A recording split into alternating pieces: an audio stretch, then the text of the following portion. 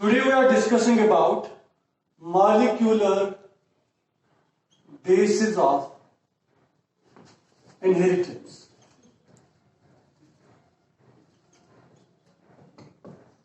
In molecular basis of inheritance, we have studied the DNA and RNA, how the DNA gets transmitted from parent to offspring, how the genes gets transmitted from parent to offspring. We have also studied what are the different types of the genetic material which show the molecular basis of inheritance. Let's first take about which material we call as a genetic material. Which material we call as genetic material. The genetic material shows various types of characteristics. Various characteristics are shown by the genetic material. The first characteristic, which is the most important characteristic, if we say the genetic material gets transmitted from parent to offspring, like we have a DNA, like we have RNA as a genetic material. Now the important thing is, what are the various characteristics by which we can say something as a genetic material? The first characteristic is, the genetic material should show the process of replication. The replication means it should make its identical copy. It should get replicated, or it should make its identical copy, so that the daughter cells will receive the copy of the DNA. Second thing is, it should show suitable mutations or stable mutations, we can say. Stable mutations. And these mutations should get inherited and should get inherited from parent to offspring. From parent to offspring. That mutations should be there which are suitable or stable mutations. Those mutations should not bring the change in the DNA, or that may not form the mismatched proteins. We can simply say it should show a suitable mutation, and that stable mutation should get inherited from parent to offspring. The fourth point which we have, the DNA should get transcripted into the messenger RNA. The DNA should express its information. The DNA should express the information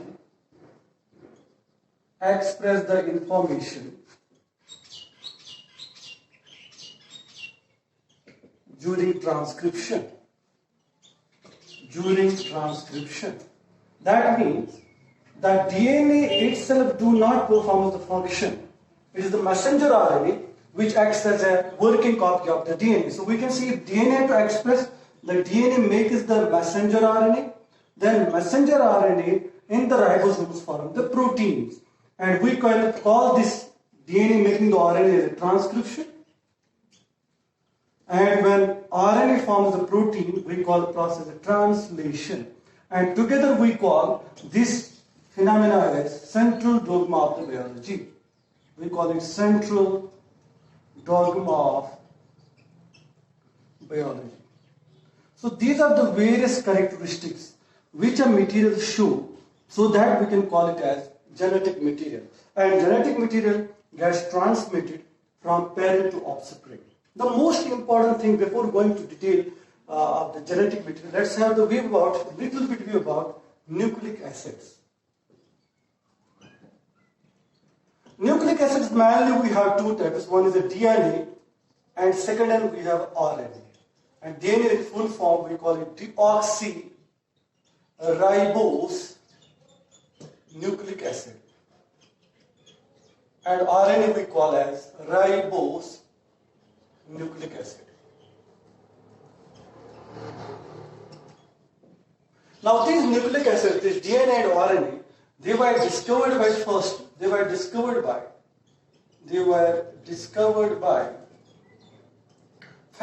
Michel. They were discovered by Friedrich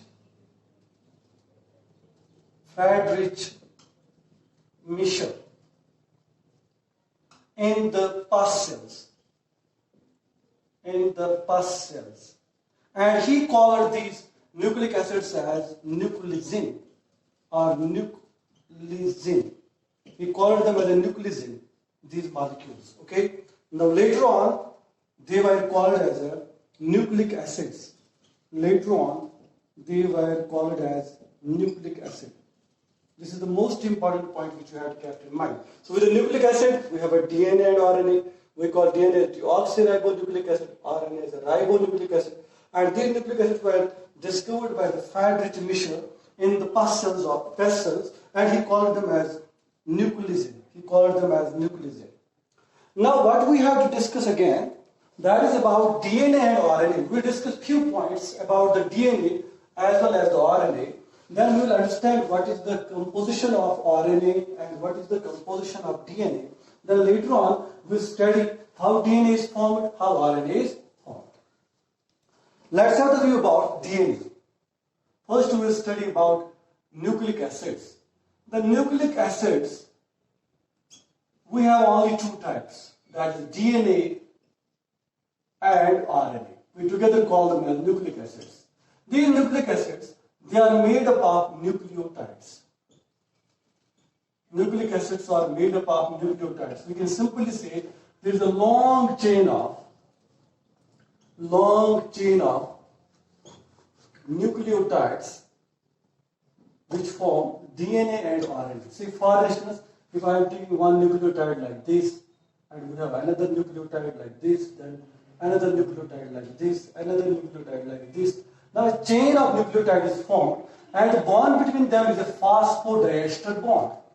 Phosphodiester bond is formed between them.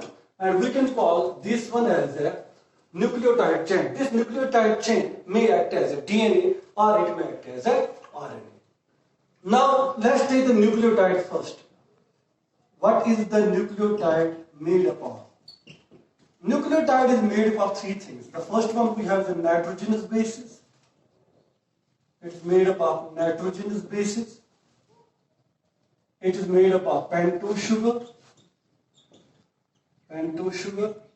and also it is made up of phosphates, or we can also call that one as phosphoric acid. So it is made up of phosphates, pentose sugar, and nitrogenous bases. Let's take the first one in detail. That is the pentose sugar. We'll discuss about the structure of the pentose sugar, and then after we'll see how the nitrogen, what are the different types of the nitrogen bases, and how they can attach it onto the pentose sugar. Let's have the pentose sugar. The pentose sugar, which is present in a nucleic acid, is a ribose sugar. It is a ribose sugar, and this ribose sugar is a 5-carbon sugar. In case of DNA, it is known as a deoxyribose sugar. Why we call it deoxyribose, we'll see in a structure later on. And we have the RNA. RNA we call as ribose sugar. So this is the 5-carbon sugar which is present in case of a nucleotide. Let's see the structure and we will see the difference between a deoxyribose sugar and a ribose sugar. If I am making a structure here, say this is a pentose sugar, I am making it roughly, this is a pentose sugar, okay? This is its carbon number 1, this is carbon number 2, this is the carbon number 3, this is 4, and this is a 5. Now at carbon number 1, we have a presence of OH and H, and here at carbon number 2, we have a presence of OH and H, and here at carbon number 3, we have also the presence of OH and H. At 4, we have a H, and 5, we have CH2OH. This becomes our ribose sugar. This is seen in case of a RNA. Ribose sugar is present in case of RNA.